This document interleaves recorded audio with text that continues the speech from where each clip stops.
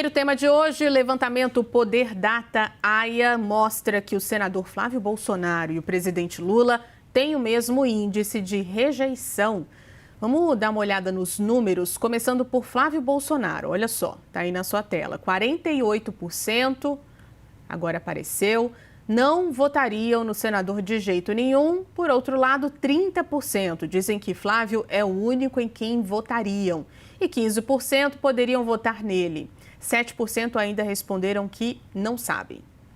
Agora a gente mostra os dados sobre o presidente Lula. Olha só, também aí na sua tela, 48% não votariam no petista de jeito nenhum, ou seja, exatamente o mesmo percentual de Flávio Bolsonaro. 36% afirmam que Lula é o único em quem votariam e 11% poderiam votar no presidente. Outros 4% não sabem.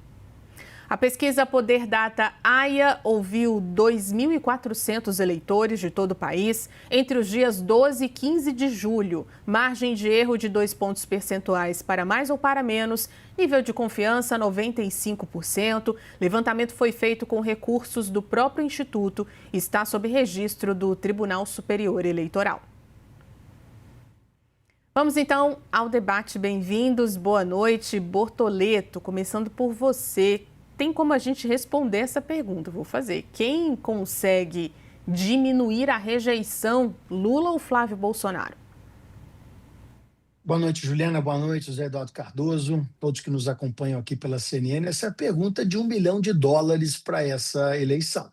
Quem conseguir diminuir essa rejeição durante o período de campanha provavelmente tem garantida a sua vitória em segundo turno, mantendo-se efetivamente, logicamente, os oponentes que estão hoje colocados em mesa e que são avaliados a cada pesquisa.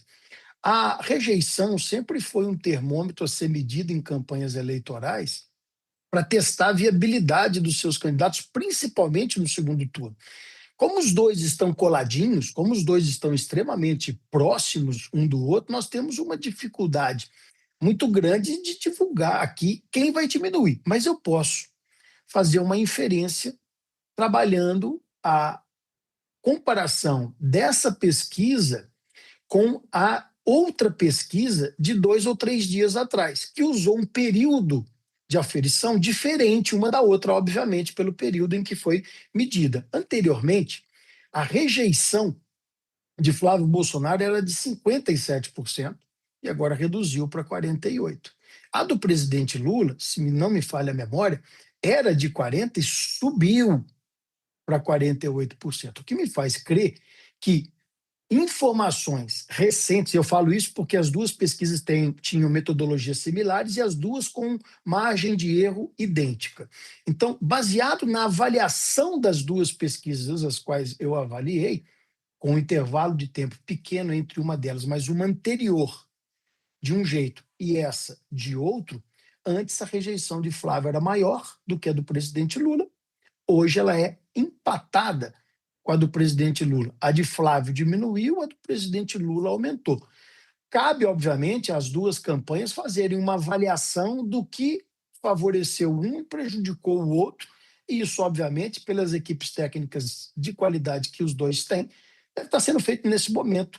A partir do momento em que nós estamos aqui comentando, eles ainda estão trabalhando em cima disso e vai ditar, provavelmente, as narrativas da comunicação de cada uma das duas campanhas. Quem vai diminuir, quem vai conseguir, o que eu sempre avalio, e aí independe de quem está no poder, é que os feitos de um governo podem falar muito mais alto em uma campanha eleitoral do que outros. A dificuldade do petista hoje é apresentar os dados positivos do governo, porque nós temos 3 indicadores muito importantes da população brasileira nos quais nós vamos muito mal, que é segurança pública, corrupção e economia. Todos esses 3 itens, que são itens prioritários da preocupação do brasileiro, o governo tem muito pouco a apresentar, ou quase nada. E no caso de uma campanha, e aí independe da campanha de oposição que seja feita, seja de direita ou de esquerda, vai atacar justamente esses pontos. E esses pontos, não tendo uma boa sustentação, podem sim aumentar a rejeição do governo atual. Então, minha resposta é muito simples. Quem vai conseguir diminuir? Pergunta de US$ 1 milhão que só a campanha vai poder, com muita certeza, nos apresentar. O que temos de concreto? Uma redução da rejeição de Flávio Bolsonaro, um aumento da rejeição do presidente Lula. O que temos a apresentar a cada uma das campanhas? Uma campanha de direita que vai bater no governo atual por conta desses 3 indicadores, uma campanha do petista que terá que fazer mágica para poder apresentar números adequados para esses 3 itens tão prioritários para a população brasileira. Cardoso, a pergunta de 1 milhão. Quem consegue diminuir essa rejeição até o dia dos eleitores chegarem às urnas? Olá, Juliana. Olá, Bortoleto. Nesse aspecto específico, eu concordo com o Bortoleto. Pesquisas são registros de momento, ou seja, fotografias de uma realidade que não ficam contidas pela fotografia na sua imagem, elas avançam. Então, é impossível se saber hoje quem aumentará ou quem diminuirá a sua rejeição. E este é um fator muito importante para a vitória eleitoral. No entanto, é importante frisar que rejeição não significa captura de voto. Rejeição significa eu não voto nele de jeito nenhum. Claro? Tanto isto é verdade que vamos olhar a pesquisa Quest, que saiu agora. Ela dá Lula com 45% no segundo turno contra 37% de Flávio Bolsonaro. Ou seja, quem caiu? Flávio Bolsonaro. Claro? Isso é o que está na pesquisa hoje. Ou seja, aquela mágica que teria que fazer, segundo o Bortoleto, o governo, parece que encantou muitos brasileiros que deixaram de votar no Flávio Bolsonaro e passaram a manter o seu voto em Lula. Né? Ou seja, é porque esses setores da população reconhecem méritos no governo. Né? Porque senão, como é que explicaria essa distância? Ou deméritos no seu adversário, talvez? Há fatores que não posso mensurar qualitativamente quando eu falo em respostas quantitativas das eleições. Mas a verdade é que hoje uma distância não tão pequena, como já foi no passado, se abriu entre Flávio Bolsonaro e Luiz Inácio Lula da Silva. Ou seja, se eu olhar em perspectiva histórica o voto, eu vou ver que Flávio tem não uma queda brutal, como eu até achava que ia ter depois do caso do escândalo Master, como também achava depois das críticas duríssimas que ele fez Michele Bolsonaro, como também achava diante do ataque cerrado que ele está tendo de candidatos à direita, como Zema e Caiado. Não, ele caiu pouco, mas caiu. Então, esta distância seria suficiente, além da margem de erro estatística, para dar vitória hoje a Luiz Inácio Lula da Silva. Em outras palavras, é evidente que nós temos que mudar a rejeição, que todas as equipes dos candidatos têm que trabalhar com isso, mas rejeição não significa índice de voto. E aí, o índice de voto hoje é favorável a Lula. Ou seja, eu não posso dizer que o governo terá que fazer uma alquimia para ganhar as eleições, porque hoje ele está ganhando. E quem está caindo é Flávio.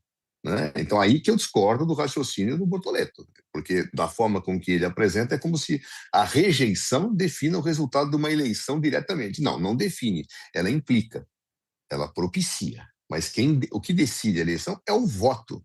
O voto hoje em Lula é, além da margem de erro, superior ao de Flávio. A distância é muito grande? Não, não é muito grande. Não é muito grande, mas é uma distância considerável, perto daquilo que já foi.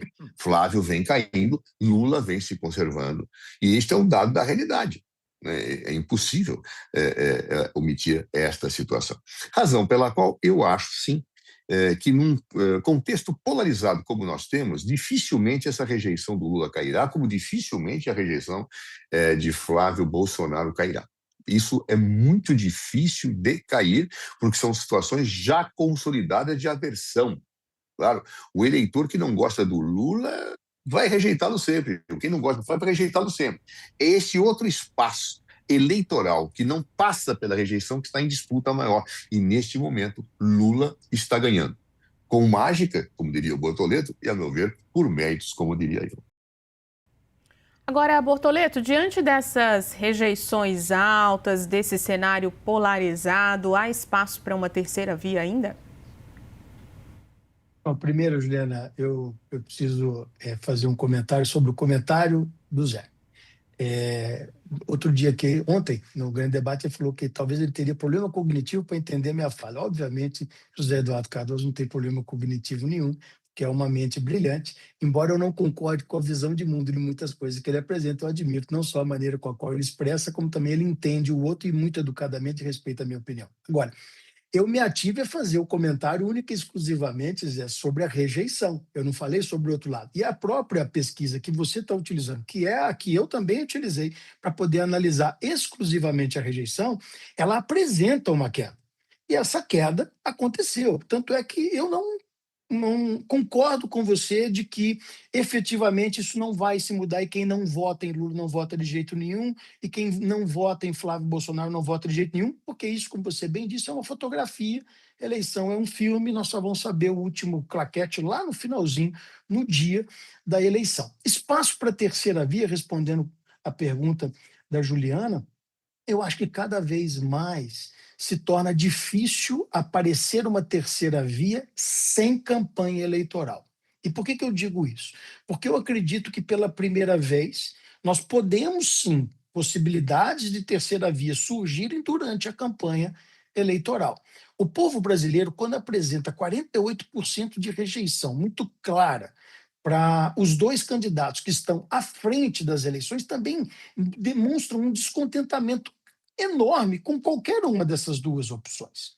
Então, pode sim, durante uma campanha expositiva, durante uma campanha de ideias, durante uma campanha racional de propostas para o Brasil, uma terceira via aflorar e se destacar, ir para um segundo turno e talvez até virar. Por que não? Nós vemos isso frequentemente em eleições municipais. Nós já vimos isso várias vezes em eleições estaduais, por que não no plano nacional? Eu acredito que nós vivemos uma polarização ainda muito grande no Brasil, que sim, dificulta nascer uma terceira via, um ambiente de centro, como também dificultou outras campanhas de esquerda, porque estamos falando de dois ícones da política atual brasileira. Mas eu acho que temos espaço a vermos sobre a estrutura de campanha que a gente vai ter. Se expositiva e ganhar o coração, em uma outra oportunidade aqui, José Eduardo Cardoso usou um termo que eu concordo com ele. É muito mais paixão, às vezes, do que técnica. E durante esta paixão sendo aflorada, provocada da maneira correta, de maneira factível, o povo brasileiro é inteligente. Ele tem condição de discernir e escolher fora desse espectro polarizado, bipolarizado que nós temos aqui. Então, espaço, acredito que temos. Teremos somente se tivermos campanhas que agradem e falem com coerência ao coração do brasileiro. De fato acontecerá? Temos que esperar, porque campanha eleitoral é a somatória de várias fotografias que viram um filme. A última claquete é só no dia da eleição. Cardoso concorda? Há espaço para uma terceira via ainda? Eu acho que é fundamental para que a gente possa responder a pergunta entender o que é uma terceira via e que maneira nós estamos a conceituando. No meu modo de entender, terceira via é aquela que não se identifica política ideologicamente com a primeira via nem com a segunda via. É alguém que guarda uma autonomia dos dois polos. E esta autonomia dos dois polos, nesse contexto, me parece muito difícil, para não dizer impossível, que apareça. O que pode acontecer é uma substituição de um dos polos por outra candidatura. Mas isso não significa terceira via. Dou um exemplo.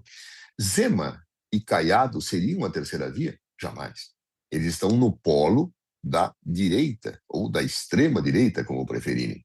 Claro, o polo de Lula não sofre nenhuma disputa neste campo. Então, é muito, ou quase que impossível imaginar-se, a não ser por alguma situação não mensurável hoje, que Lula seja, ou venha a perder o espaço da esquerda, da centro-esquerda, nesta questão.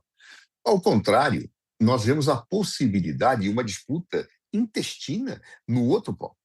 Ou seja, o próprio Caiado, recentemente, o ex-governador de Goiás, fez uma fala bastante curiosa, quando ele comparou o Flávio Bolsonaro a um peru de Natal que estaria sendo devidamente tratado e cultivado por Lula. Porque ele diz, olha, o Flávio, com todos os problemas que ele tem, de Banco Master, de ataque de Michele, agora de sanções do Donald Trump, tudo aquilo que ele cultivou ao longo da sua vida, da sua história e também dos momentos mais recentes, o prejudicam. Então, para o Lula, diz Caiado, é necessário manter o Flávio para que ele saia vitorioso. O que Caiado quer com esse discurso? Construir uma terceira via? Não, ocupar o lugar do Flávio. É isso, ele quer ocupar outro lugar do Flávio. Zema, a mesma coisa. O Zema desceu a pancada no Flávio, dizendo que não, a direita, a centro-direita, a extrema-direita, não poderiam ter um candidato marcado pela corrupção como o Flávio estava a partir do episódio do Banco Master, né? Que inclusive se agrava agora com a divulgação da foto dele com o sicário, aquele braço direito do Vorcaro, não é? Quer dizer, esse tipo de coisa não é propriamente construção de um discurso para a terceira via. Significa tentativa de substituição de um dos polos. Terceira via seria, olha, nem Lula, nem Bolsonaro, eu quero dialogar pela pacificação do país, eu quero ter uma política que tem lados positivos do Lula, lados positivos do bolsonarismo, etc. Não, isso não existe, não está dado por nenhum discurso, nem por nenhuma candidatura que faça esse discurso. Então, neste quadro, nós estamos em julho do ano das eleições, eu, assim, racionalmente, não vejo espaço nenhum para a construção de uma terceira via. Vejo, sim, na direita, espaço para a substituição de candidaturas de um polo, que manterá a polarização. E os nomes que hoje mais se apresentam são de Ronaldo Caiado, que foi muito fortalecido com a ocupação de Kassab na vice, e o outro de Zema. É isso que se coloca, ou seja, a terceira via está me parecendo racionalmente impossível.